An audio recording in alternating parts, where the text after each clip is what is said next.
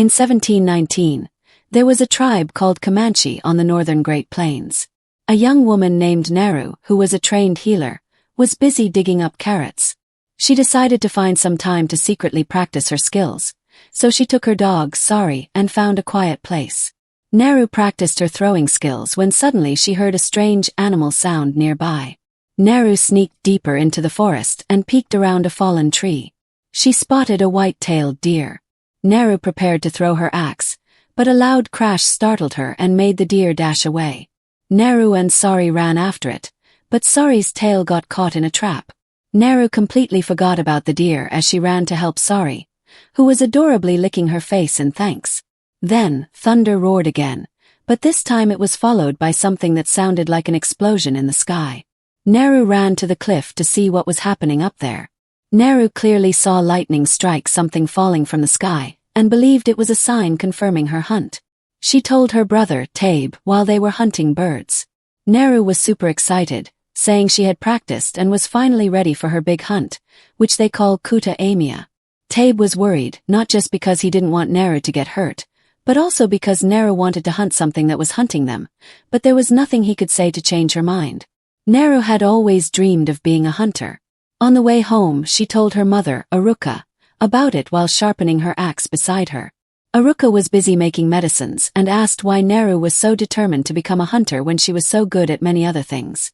Naru replied that it was because everyone thought she didn't have what it takes. At that moment, Tabe came in with a bird from his last hunt, and Aruka praised him for his success. Naru couldn't help but feel jealous as she looked down. Aruka then asked Naru to fetch more supplies. Naru gathered some orange tosa, a wildflower that Comanche healers often use in their medicines. She followed the instructions and did just that. While she was out, she spotted the Comanche hunters, including Tabe, running and asked what was happening. They told her that a lion had attacked and taken one of their members named Puhi. Curious and concerned, Naru decided to follow them on the hunt. Tabe asked the other hunters to let her stay with them, saying that since Naru had practiced tracking, she was skilled enough to help find the lion. Moreover, since she knew about medicine, she could provide immediate assistance to Puhi if they needed it, in case they found him alive. After searching for a while, Naru, Tabe, and the hunters found Puhi lying on the ground, barely breathing but still alive. Naru rushed to heal Puhi while Tabe and the others prepared to hunt the lion. Meanwhile, a camouflaged being had landed in the area and was sneaking around, looking for prey. It approached a snake and killed it. As night fell, the hunters set out to take Puhi back to the camp before going to hunt. Naru then shared her suspicions with Tabe. So here's the situation. The lion took Puhi and brought him back to its den, but somehow Puhi was still alive and got out on his own, which was super strange. Naru deduced that something must have distracted the lion and really wanted to find out what it was. She wanted to join Tabe and the other hunters to track the lion, but Tabe said no. He insisted that Naru should stay with Puhi, as he would need her help more than they would. As they were preparing to leave, Naru saw a dismembered snake on the ground and was shocked to see it still moving. There was a footprint and a trail of blood leading up a tree when a Comanche hunter approached Naru and reminded her that they needed to go, but Naru pointed out the footprint, yet the hunters simply thought it was a bear's. The problem was that the footprint was too large to be just a bear's, and if it were a bear, it must have been standing on its hind legs. Moreover, with the dismembered snake nearby, there was no way a bear could have done that. Naru had a bad feeling that something much more dangerous was lurking in the forest. She decided to inform Tabe about her suspicions. An unknown creature appeared, but Tabe told her they couldn't be distracted by Naru's discoveries since they were in the lion's den and needed to deal with that first. They were crouched on the ground, trying to hide from the lion. Naru suggested that they set up a bait and climb up to wait for the lion. Paka, the other hunter with them, disagreed, saying that hunters don't wait, they go straight for the kill. But Tabe agreed with Naru and said it was time to act. I climbed the tree with Paka to wait for the lion and we talked for a while. When Paka noticed that Naru was sharpening his axe, Paka starts talking about how dangerous the lion is, when suddenly the lion appears and drags Paka away. Naru tries to shoot the lion, but it quickly climbs the tree and throws itself at her, making her fall to the ground and becoming unconscious. Naru was taken back home, and Aruka took care of her. When Naru regained consciousness, she worried about her brother, who she was told had gone after the lion after carrying Neru back home. Neru wanted to follow Tabe, but Aruka advised her, saying she was wrong to think that Kutamiya meant proving she could hunt, because what Kutamiya really meant was survival. They heard a child announcing Tabe's return, and the Comanche tribe members looked on proudly, as a bloodied Tabe returned with the decapitated lion. Tabe earned the title of chief warrior, and the whole tribe celebrated for him. Neru, on the other hand, was still worried, as she believed there was something out there that was much more dangerous than anything anyone had ever faced. When Tabe saw Neru walking away, he stopped her, and Neru felt disappointed to realize that even her own brother did not believe her. The next day, Neru woke up early in the morning and left the camp without anyone noticing. She found another huge footprint on the ground and used a stick that Sari had given her to check its size. Neru then attached the rope to his axe to make it easier to retrieve it again after throwing it. With his new improved axe, hunting some rabbits was easy for Neru. She ate and missed the night before as she continued her journey the next day. Meanwhile, the predator hunted a wolf and went to a cave where it sprayed something on the wolf's skull before strapping it to its belt as a souvenir.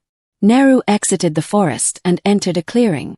Neru was horrified to see the innocent animals that had been brutally killed and said a prayer for them. She continued her search when she noticed that Sari was missing and saw some scratches on nearby trees. She approached the ropes but fell into a mud pit. She used her axe to escape from the mud pit, and after several failed attempts, Neru finally managed. Neru cleaned herself up and created a bow that she could use to hunt the grizzly bear near the river, but the bowstring broke and caught the attention of the grizzly bear. The bear charged towards Neru, who was still trying to fix the bow, but Sari accidentally shone above the grizzly bear, so it pursued him, giving Neru enough time to fix the bow and head towards the river. However, Sari strangely ran back in fear and Neru hid before the bear could reach her. Neru was confused when the bear suddenly turned its back on her and began to fight an invisible enemy. Neru saw something glimmering and was terrified to see a huge predator lifting the bear. Neru quickly swam, letting the river carry her away from whatever it was she saw, and the predator just watched. Neru began to walk through the forest when the tribesmen arrived and captured her. When she saw that the man was holding the wolf's skull, she became terrified because she knew they had no chance against the predator, who suddenly killed the man holding the wolf's skull. Neru watched as the predator massacred her companions. When he eliminated the last one, he looked at her, who stared back at him, but she fled in terror. As she ran across the plains, she bumped into another man from the tribe who told her to stay low while the predator watched them. The man aimed his bow and said he had it, and Neru, terrified, said it was the other way around, and they began to run. The predator was right behind them, catching up to the man and eliminating him. Neru continued to run while the predator chased her. She entered the forest and ended up getting stuck in a bear trap. The predator approached her, but when the French arrived, he left and they captured Neru. She woke up in the French camp and discovered that they had also captured her brother, and now the French were using them as bait to lure the predator. Then Tabe asked if they wanted to capture the same creature Neru had tracked. She said yes while the men watched from a distance. The horses began to run, and when they turned, they found their men all dead. Then the predator approached the two men. Tabe said he needed to get a horse. As they listened to the men's screams, the predator eliminated the last one. The siblings tried to break free, but they were tied up with a tight rope as the predator approached. Tabe said they were bait, so Neru told Tabe that the predator didn't like to hunt this way. He found her earlier and just left her alone. She said he didn't see her as a threat and went away. Tabe told her how he managed to kill the lion, saying it was using her plan. Neru said she didn't know if she could kill that thing, but Tabe countered that if she bled, they could kill it. Then, the predator got stuck in the French trap. Suddenly, more men appeared and captured the creature, but were quickly killed. Then Neru saw a trap and used it to free them. They took advantage of the predator being busy with the French to escape. Tabe went to the French horses, while Neru headed to the French camp to save Sari from the leftovers that stayed at the camp. Neru ordered Sari to go to Tabe while she stayed to bravely face the French. After Neru defeated some men, another man appeared asking for her help. He showed her a weapon and promised to teach her how to use it, as long as she helped him. Raphael taught Neru how to use the weapon, and Neru gave Raphael the orange tosa to heal him. When they heard the sound of birds flying hurriedly, Neru quickly went out and hid behind a tree. Raphael still couldn't stand because of his injuries and decided to play dead. The orange Tosa Neru gave him cooled his blood, and due to his reduced temperature, the predator couldn't detect him. But then, when the predator searched for him, he ended up stepping on Raphael, making him scream and be killed. Then, Sari came to help Neru, who watched in fear as the predator aimed at Sari. Fortunately, Tabe arrived in time and hit him in the back of the head, making his mask fall off. Neru realized that the predator had very poor eyesight, especially without the mask, and had an idea. While Tabe faced the predator, Neru created a medicine made from the orange Tosa. She then ran to her brother to help him fight the predator, but Tabe just told her to run, as he would fight the threat alone. Then, he said that the predator saw him as a worthy enemy and that his journey had come to an end. Even if they escaped together, the predator would never stop hunting them. Neru then watched sadly. Neru stood pointing the weapon at the predator. When he began to approach Neru, Tabe, even in his last moments, managed to hit him in the leg to protect Neru, allowing her to flee to avenge her brother. Farther away, she washed her hands, cried, and mourned her great loss. In the northern Great Plains, the hunters sent to find Tabe, and the other hunters returned with bad news. They were all dead, and the tribe was filled with sorrow. Neru, on the other hand, remained near the river until she fell asleep.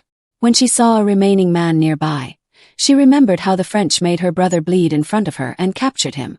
The remaining man from the captured French woke up screaming with his leg cut off. He crawled to grab a knife, but Neru was right in front of him, ready to kill him.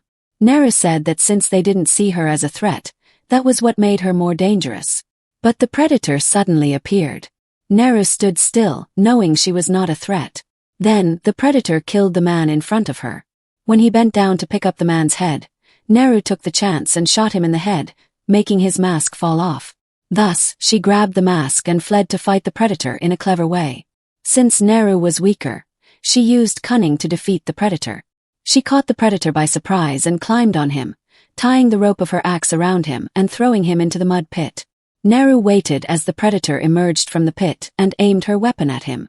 Neru told the predator that his journey ends here. Unbeknownst to her, the predator's mask was stuck between two rocks facing him. So when he pulled the trigger, his own mask detected him and identified him as a threat, and thus he died with a shot that was meant for Neru. Seeing that she had won, Neru shouted with joy and returned to her nation with the predator's head. The whole Comanche tribe received her as she threw the predator's head on the ground before the tribe leaders. She suggested that they move to another place where they could be safer. A ritual was held, and Neru became the new chief warrior of the Comanche tribe. Make sure to subscribe and turn on notifications so you can watch more videos like this. Thanks for watching.